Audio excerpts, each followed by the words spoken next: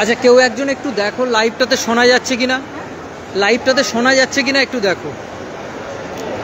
দিল্লির উদ্দেশ্যে যোগ্য শিক্ষক শিক্ষিকা অধিকার মঞ্চের তরফ থেকে যোগ্য শিক্ষকদের প্রথম যাত্রা আজ সকাল 8:45-এ হাওড়া থেকে শিয়ালদাগামী দুরন্ত এক্সপ্রেসে আমাদের প্রথম যাত্রা হবে, আপনারা জানেন। এবং আজ বিকালে শিয়ালদা থেকেও একটা ট্রেন রাজধানী এক্সপ্রেস এবং হাওড়া থেকেও রাজধানী এক্সপ্রেসে আমাদের যাত্রা শুরু হবে। এবং একটা টিম মালদা থেকে মিছিল করে মালদা থেকে তারা রাজধানীর উদ্দেশ্যে যাত্রা করবেন। আপনারা জানেন এই পশ্চিমবঙ্গ সরকারের সীমাহীন দুর্নীতি এবং প্রাতিষ্ঠানিক দুর্নীতির ফলে আজকের আমাদের 15,403 জন যোগ্য শিক্ষক শিক্ষিকা এবং সর্বমোট 19,000 যোগ্য চাকরিহারা। আমরা দীর্ঘদিন পশ্চিমবঙ্গের বুকে আন্দোলন করেছি। পশ্চিমবঙ্গের এমন কোনো দপ্তর নেই আমরা ডেপুটেশন দিইনি, এবং শান্তিপূর্ণ আন্দোলনের যত ধরনের পন্থা হয় সব রকম আমরা পশ্চিমবঙ্গের বুকে করেছি। কিন্তু এই স্বৈরাচারী সরকার, এই স্বৈরাচারী শাসক, তারা শুধুমাত্র তাদের ভোট ব্যাংক বোঝে। তাই তারা আজকের ডিম ভাতের লোভ দেখিয়ে রাজ্যের বিভিন্ন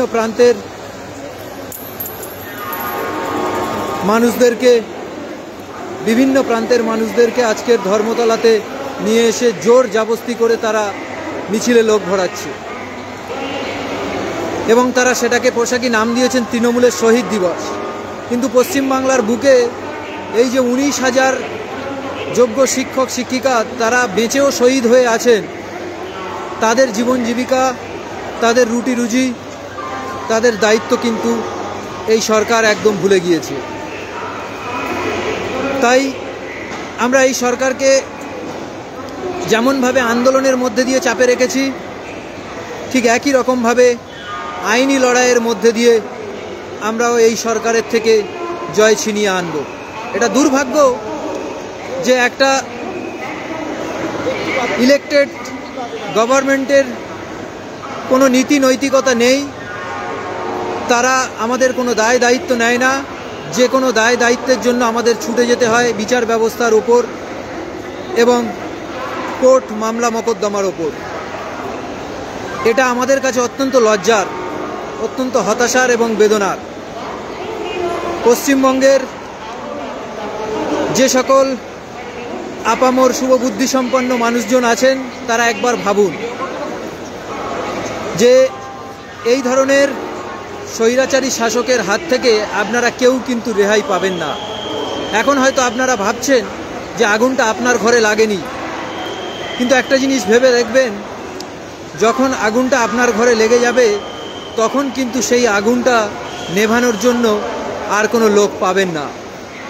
তাই আপনাদেরকে বলছি, আপনারা সজাগ হন, আপনারা নিজেরা অন্তত এই বোধগম্যের জায়গা থেকে এগিয়ে আসুন যে একটা শাসক কতটা নৃশংস, কতটা স্বৈরাচারী হলে শিক্ষা, স্বাস্থ্য, শিল্প প্রতিটা ক্ষেত্রে, কর্মসংস্থান প্রতিটা ক্ষেত্রে দুর্নীতির করাল গ্রাস নামিয়ে আসে। তাই আপনাদেরকে বলছি,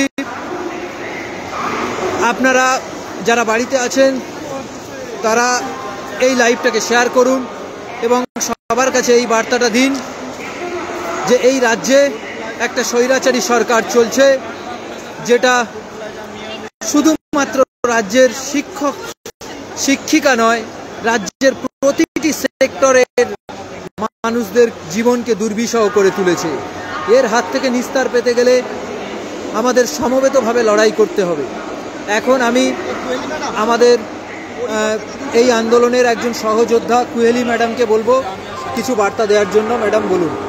হ্যাঁ, আমরা 7 বছর চাকরি করার পর আমাদের চাকরিটা চলে গেছে, আমাদের কোনো দোষ নেই। কোনো রকম দুর্নীতির সাথে আমরা যুক্ত নই। তা সত্ত্বেও রাজ্য সরকারের দুর্নীতির ফলে আমাদের চাকরি চলে গেছে। এখন আমাদেরকে বলা হচ্ছে পরীক্ষায় বসতে হবে, পরীক্ষা দিতে হবে। আমরা প্রথমত এই পরীক্ষাটাকেই মানি না, কারণ এই পরীক্ষা আমরা আবার কেন দেব? পরীক্ষা হোক নতুনদের জন্য, যারা 7 বছর চাকরি করে ফেলেছে তারা আবার কেন পরীক্ষা দেবে? তাদেরকে আবার কেন পরীক্ষায় দিয়ে তাদের আবার সেই একই চাকরিতে ফিরে আসতে হবে? তাই আমাদের আন্দোলনকে আমরা পশ্চিমবঙ্গ থেকে এবার দিল্লিমুখী করছি, কারণ দিল্লিতে সেখানে যেসব সাংসদরা আছেন তাদের সঙ্গে আমরা দেখা করব, আমরা রাহুল গান্ধীজির সঙ্গে দেখা করার চেষ্টা করব, আমরা প্রেসিডেন্টের সঙ্গেও দেখা করার চেষ্টা করব এবং আমাদের সেখানে আন্দোলন আমরা রামলীলা ময়দানে করব। এছাড়াও যাতে সংসদের বাদল অধিবেশনে আমাদের বিষয়টা ওঠে এবং চর্চা হয়, সেই বিষয়েও আমরা সচেষ্ট হব। এছাড়াও আমরা যতদিন না ন্যায় পাচ্ছি, যতদিন না আমাদের চাকরি আমরা ফিরে পাচ্ছি, ততদিন কিন্তু আমাদের এই আন্দোলন জারি থাকবে, এই আন্দোলন চলতে থাকবে। আমরা কারা?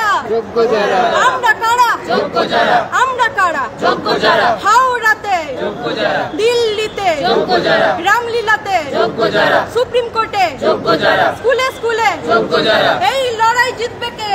যোগ্য যারা। আর এই লড়াই লড়ছে কে? যোগ্য যারা। এই লড়াই জিতবে কে? যোগ্য যারা। আমাদের আন্দোলন চলছে চলবে, আমাদের বিক্ষোভ চলছে চলবে, আমাদের লড়াই চলছে চলবে, আমাদের ধর্ণা চলছে চলবে। ধন্যবাদ সবাইকে।